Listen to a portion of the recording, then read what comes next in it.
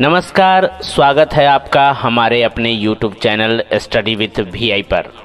हम आपको चैनल की सूची से परिचय करवाने जा रहे हैं।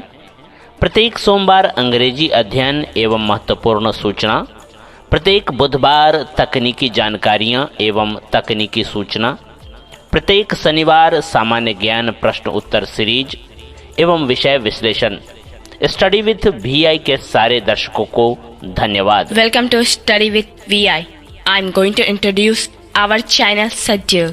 Every Monday, English analysis and important information. Every Wednesday, take knowledge and update. Every Saturday, top 15 general knowledge question answer 3 and topic explanation. So happy watching.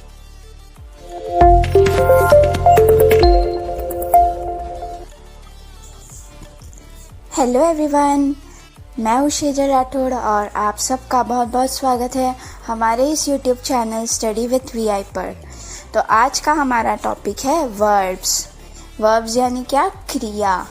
और वर्ब्स को इंग्लिश में एक्शन वर्ड्स या डूइंग वर्ड्स भी बोला जाता है। अब क्रिया क्या होती है? क्रिया यानी कोई कर्ता जो भी कार्य करता है उस कार्य को हम क्रिया बोलते हैं। डू का मतलब भी होता है करना, तो इसीलिए डूइंग वर्ड्स एक्शन वर्ड्स या वर्ब्स यानी कि क्रिया।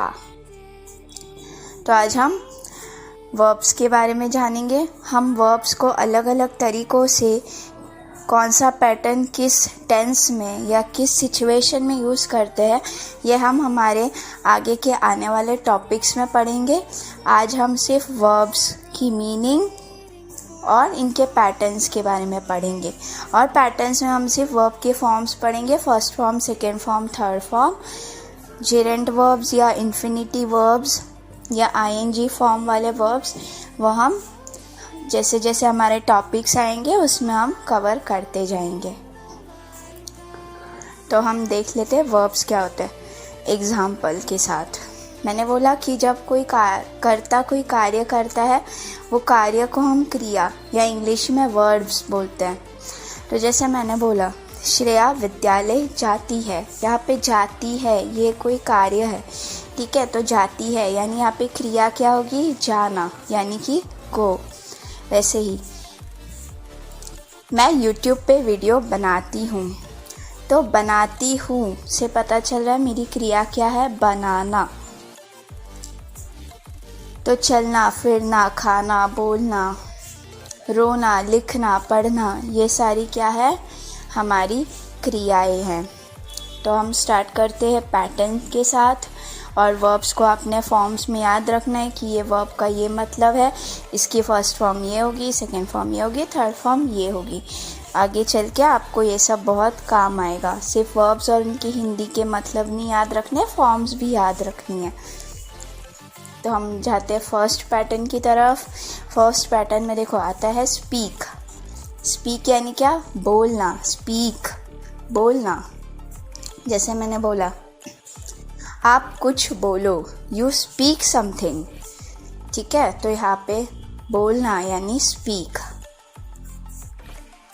अब इसके फॉर्म्स देख लेते हैं। स्पीक फर्स्ट फॉर्म होगी, सेकेंड फॉर्म होगी स्पोक, थर्ड फॉर्म होगी स्पोकन। Speak, spoke, spoken. वैसे हम नेक्स्ट देख लेते हैं इसी पैटर्न में ईट। ईट यानी क्या? खाना। आप खाना खाते हो, यू ईट फूड। तो यहाँ पे क्या आई? वर्ब ईट। अब फर्स्ट फॉर्म ईट है, second form ate, third form eaten. Eat, ate, eaten. वैसे ही थर्ड वाला देख लेते हैं इस भी पैटर्न में। गिव। गिव यानी क्या? देना। जब हम बोलते हैं ना हमने किसी को कोई चीज़ दे दी या कोई हमें कुछ दे रहा होता है तो वो गिव। या हम किसी को कुछ देने के लिए बोलते हैं, तभी भी जब हम देना ये क्रिया होती है तब हम बोलेंगे गिव। फॉर एग्ज़ाम्पल अगर मैंने बोला मुझे थोड़े फल दे दो, गिव मी सम फ्रूट्स, यहाँ पे गिव हमारी क्रिया हो गई, ठीक है। अब इसके फॉर्म्स देखते हैं। Give first form, second form होगी गेव, थर्ड फॉर्म होगी गिवन, गिव, गेव, गिवन। अब गिव का अपोजिट क्या होता है? टेक। टेक यानी क्या? लेना। जैसे मैंने अगर बोला तुम किताब ले लो, यू टेक द बुक। यहाँ पे वर्ब है टेक। टेक ये वर्ब की फर्स्ट फॉर्म है, सेकेंड फॉर्म होगी टुक, थर्ड फॉर्म होगी टेकन। टेक, टुक, टेकन। तो ये पैटर्न 1 कंप्लीट हुआ। अब आपने इस पैटर्न में एक चीज़ नोटिस की होगी, जो हमारी सेकेंड फॉर्म आती है वर्ब्स की, जैसे स्पोक, एट, गेव, इनमें वर्ब्स के स्पेलिंग के लास्ट लेटर कॉमन है, यानी कि ई से ख़त्म हो रहा है ना। टुक एक एक्सेप्शनल है, बाकी तीनों के तीनों ई से ख़त्म हो रहे हैं। वैसे ही अगर हम थर्ड फॉर्म देखें तो सब एन पे ख़त्म हो रहे हैं। स्पोकन एन पे ख़त्म हुआ, ईटन एन पे ख़त्म हुआ, गिवन एन पे ख़त्म हुआ और टेकन भी एन पे ख़त्म हुआ। तो ये लॉजिकली आप याद रख सकते हो कि जो अगर पैटर्न 1 में वर्ब्स बिलोंग करते हैं, यानी कि पैटर्न 1 वाले जो वर्ब्स है वो 75% ऑफ द टाइम ई पे ख़त्म होंगे और थर्ड फॉर्म वाले एन पे ख़त्म होंगे। जैसे यहाँ पे टुक ये एक्सेप्शनल है, टुक पैटर्न 1 में ही आता है, लेकिन टुक की स्पेलिंग TOOK टुक होती है, ना कि TOOKE। तो ई पे ख़त्म नहीं हो रहा है। तो कुछ एक्सेप्शनल्स है, आप प्रैक्टिस करोगे तो आपको याद रह जाएगा। स्टार्टिंग में याद करने के लिए आप लॉजिकली याद रख सकते हो। अब हम पैटर्न 2 की तरफ बढ़ते हैं। पैटर्न 2 ये सबसे अनोखा पैटर्न है।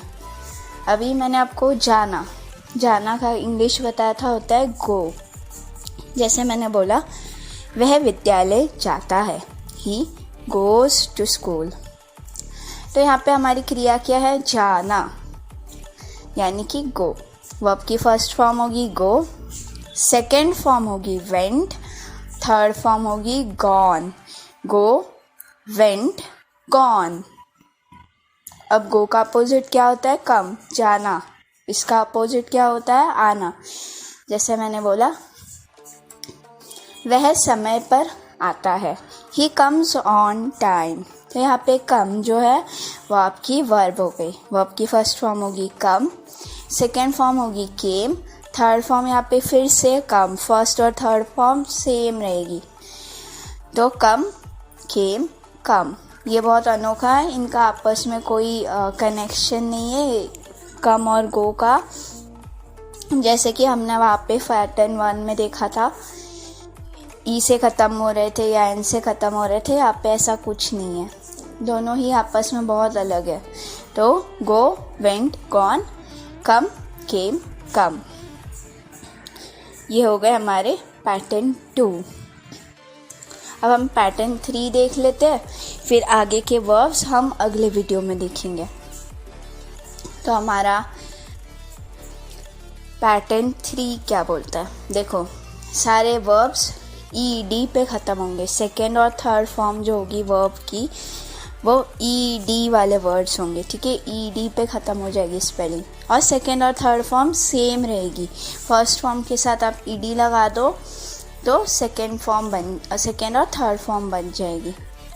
जैसे मैंने बोला खेलना, खेलना की इंग्लिश क्या होती है? प्ले। तो प्ले ये फर्स्ट फॉर्म है, सेकेंड फॉर्म होगी प्लेड, थर्ड फॉर्म भी होगी प्लेड। Play, played, played. जैसे उसने फुटबॉल खेला, ही प्लेड फुटबॉल। अभी नेक्स्ट वॉक। वॉक यानी चलना। यहाँ पे भी हम सेम करेंगे। वॉक फर्स्ट फॉर्म है, तो सेकेंड और थर्ड फॉर्म क्या होगी? वॉक्ड। Walk, walked, walked. अब हम वॉक का एग्जाम्पल देखते हैं। रोज़ सुबह आधे घंटे तक चलना ये अच्छी आदत है। Every morning to walk half an hour is a good habit. यहाँ पे वॉक आया है, ठीक है। ये हमारी क्रिया है, वॉक, वॉक्ड, वॉक्ड। अब क्राई, क्राई यानी क्या? क्राई यानी क्या? रोना। Cry, cried, cried. अब देखो क्राई की स्पेलिंग क्या होती है? CRY, लेकिन जब हम ED लगाएंगे तो हम Y को निकाल के I लिखेंगे, यानी हमारी क्राइड की स्पेलिंग क्या होगी? CRIED, ना कि CRYED। कुछ स्पेलिंग्स Y के बदले I रिप्लेस करते हैं, ठीक है। ऐसे एग्जाम्पल्स हम देखेंगे जब आएंगे। तो क्राई, क्राइड और क्राइड। क्राई यानी क्या? रोना, वह बच्चा रो रहा है। अच्छा ये वाला देखते हैं। यह बच्चा रोता है। दिस चाइल्ड क्राइज, या छोटे बच्चे रोते हैं। Small kids cry. तो क्राई, क्राइड, क्राइड। ये हमारा पैटर्न 3 में, जैसे कि मैंने पहले ही बताया था, सेकेंड और थर्ड फॉर्म सेम रहेगी और ED पे आ जाएंगे। Y को हटा देंगे और I लगा देंगे, तो CRY का और सेकेंड और थर्ड फॉर्म में क्या होगा? CRIED, CRIED। अब अगले पैटर्न्स हम नेक्स्ट वीडियो में करेंगे। Thank you all for watching my video.